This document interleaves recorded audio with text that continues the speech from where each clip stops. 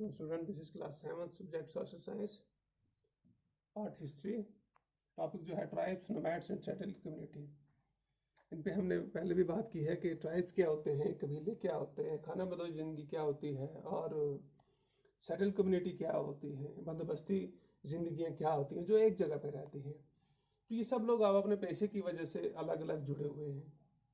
तो earlier period में क्या था, कुछ लोग ट्राइब्स में थे, यानी वो बियॉन्ड द सिविलाइजेशन काफ़ी दूर रहते थे, उनके अपने तौर तरीके थे, उनके अपने रस्म रवाज थे, उनके अपने मजहब थे, उनका अपना कल्चर था। और नोमैडिक भी एक सोसाइटी का एक ग्रुप था जो एक जगह से दूसरी जगह जाता था, रहता था। उनमें से कुछ जो थे वो लाइफ स्टॉक के साथ जुड़े हुए थे, जिनका खाना रोटी रोजी जो था वो दूध घी वगैरह पर चलता था।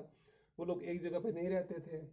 और सेटल कम्युनिटी वो कम्युनिटी होती थी जो दरिया के किनारे अपना परमानेंट सेटलमेंट बनाते थे, वो एग्रीकल्चर के साथ जुड़ जाते थे। तो ये बड़ी जो 3 किस्में थी सोसाइटी की, एक ट्राइब्स थी, एक नोमैड्स थे, एक सेटल कम्युनिटी थी। अब ये कहाँ कहाँ पे पाए जाते थे और फिर इस दौर में हम इनको कैसे देखते हैं। तो ये जैसे अगर हम लेंगे गॉन्स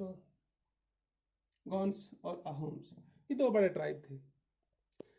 ये ट्राइब जो था ये फॉरेस्टेड एरिया में रहते थे, गंदवाना में। यानी गॉन्स जो ट्राइब था lived in the forest area of गंदवाना।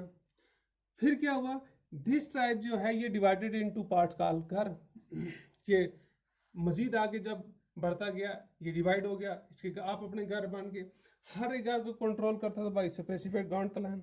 उनका जो अपना एक होता था हर घर का सरबराह, वो उसको कंट्रोल करता था।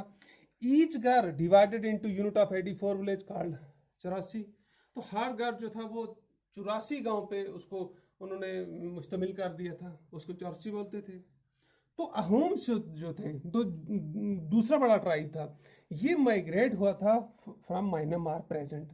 आज का जो म्यांमार है वहां से ये माइग्रेट होकर ब्रह्मपुत्रा के नज़दीक आके सेटल हुआ था। ये लोग एग्रीकल्चर एक्टिविटीज़ में इन्वॉल्व हो गए थे। The society divided into clans, फिर ये भी आपस में डिवाइड हो गए। A clan generally had many villages under its control. और फिर हर एक क्लान का आप अपने एक हेड बन गया, उन्होंने अब अपने कंट्रोल बना रहे, झूं झूं उनकी आबादी बढ़ती गई। और विलेज लैंड जो थी वो हर क्लान जो था ये अपने जो इनकी लैंड जो थी ये पीजेंट को देते थे कास्ट करने के लिए।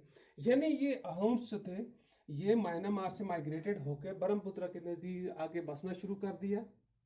वहाँ इन्होंने एग्रीकल्चर के साथ अपने आप को जोड़ दिया। और गॉन्स जो था ये फॉरेस्टेड एरिया गोदवाना के थे, वहाँ के रहने वाले थे। फिर इनके जो ही आगे इनकी तादाद बढ़ती गई, ये फर्दर डिवाइड होते गए। एक और कबीला था टांडा, ये था असल में बंजारों का वो कारवान जो ट्राइड्स के साथ जुड़ा हुआ था, बंजारों का वो ग्रुप जो ट्रेड के साथ जुड़ा था। इनको बोलते थे नोमैड ट्रेडर्स, यानी खाना बदोश ताजर। और ये खाना बदोश ताजर जो थे ये अपनी इकानमी में इनका बड़ा इम्पॉर्टेंट रोल रहता था। ये ऊँटों पे अपने वो जितने भी इनके घोड़े थे खच्चरे थे उन पे सामान एक जगह से लाद के दूसरी जगह पहुंचाते थे। तो ये इनकी तजारत चलते थे। इसमें जाति एक कबीला था, और ये वो कबीला था एंडोगामियस ग्रुप। यानी एंडोगामियस ग्रुप उस ग्रुप को बोलते हैं जो लोग सिर्फ अपने आप को तरजीह दे। यानी इनकी शादियां जितनी भी होती थी ये अपने अपने यूनिट में शादियां करते थे। ये अपनी अज़दवाजी जिंदगी के लिए औरत को अपने यूनिट से अपने कास्ट से चुनते थे। और ये इतने सख्त थे, ये इनका इतना सख्त था which never allow its member to interact with other जाति। यानी ये इतने सख्त लोग थे, ये जाति जो कबीला था ये अपने कबीले के किसी भी फर्द को दूसरे लोगों के साथ मिलने का, बात करने का, ताल्लुक पैदा करने का मौका नहीं फराहम करते थे। वरना जो सोसाइटी थी ये वाली जो ये भी एंडागोमियस थी।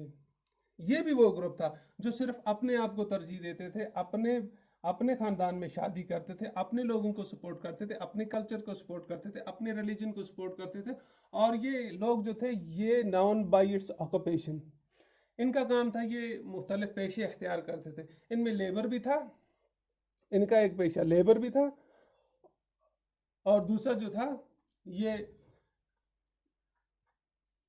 लेबर, हाँ हाँ, ये ज्यादा लेबर से जुड़े हुए थे और सोशल सर्विस से। यानी ये समाज की लोगों की खिदमत भी करते थे, सोशल सर्विस भी करते थे। तो फिर कैसे हुआ फिर ये हुआ कि जब वक्त की ज़रूरत आ गई, हालात बदल गए, जब हर एक की ज़रूरत जो थी वो बढ़ती गई, इकानमी को सपोर्ट करने की ज़रूरत पड़ी, तो उन्होंने आपस में मिलना जुलना शुरू कर दिया। मिलने जुलने के बाद क्या हुआ, वहाँ एक अलग सी तब्दीली पैदा हो गई अपनी ज़रूरतों को लेके। तो क्या हो गया, change to place in the varna basis society. ये वर्ना बेसिस सोसाइटी जो थी, इनके अंदर तब्दीली आ गई। कैसे तब्दीली आ गई, इनकी जब ज़रूरत जो थी वो पूरी नहीं हुई, इनके ऑक्यूपेशन का पूरा नहीं हुआ, इनको सिविल सर्विसेज वो भी चाहिए थी, पब्लिक सर्विस वो भी नहीं मिल पाई, ऑक्यूपेशन भी नहीं चल पाए, तो दूसरे जो थे कम्युनिटी, सोशल ट्राइब जितने भी थे, उनकी भी ज़रूरतें भी फिर ये आपस में इंटरेक्ट करने लगे। इन्होंने एक दूसरे से इंटरेक्ट किया, फिर ये इंटैक्ट हो गए, इनकंटैक्ट आ गए, केम इन इनकंटैक्ट, एक दूसरे के ज़ेरे तसल्लुत आ गए अपनी ज़रूरतों को लेके विद ईच अदर।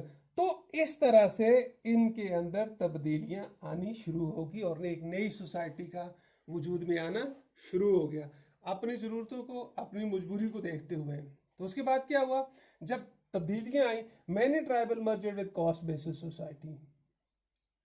अब इन्होंने क्या काम किया, कास्ट बेस्ड सोसाइटी के साथ अपने आप को मर्ज करना शुरू कर दिया कि भाई हम ये इस कास्ट के हैं, ये फलाने खानदान से है, तो वहाँ से इन्होंने आपस में एक दूसरे के साथ जुड़ना शुरू कर दिया। Many tribal group rejected the caste system. अब कुछ लोग तो उस वक्त जो थे, उन्होंने कास्ट सिस्टम को रिजेक्ट कर दिया। ये भी एक तब्दीली आई, जो ऑर्थोडॉक्स हिंदुइज्म था उसको रिजेक्ट कर दिया। और मैनी ट्राइबल्स जो थे established large state with well organised system organisation.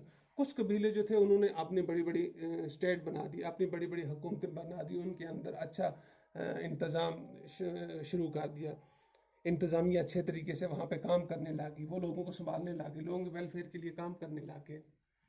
तो फिर उसके बाद क्या हुआ, after merger with the varnas basis society it is difficult to find who is tribal person. जब ये मर्ज हो गया आपस में, एक दूसरे के साथ मिल के इन्होंने लार्ज स्टेट को वजूद में लाया, तो फिर ये मुश्किल हो गया था पहचानना कि कौन ट्राइबल सोसाइटी का है और कौन दूसरी सोसाइटी का है।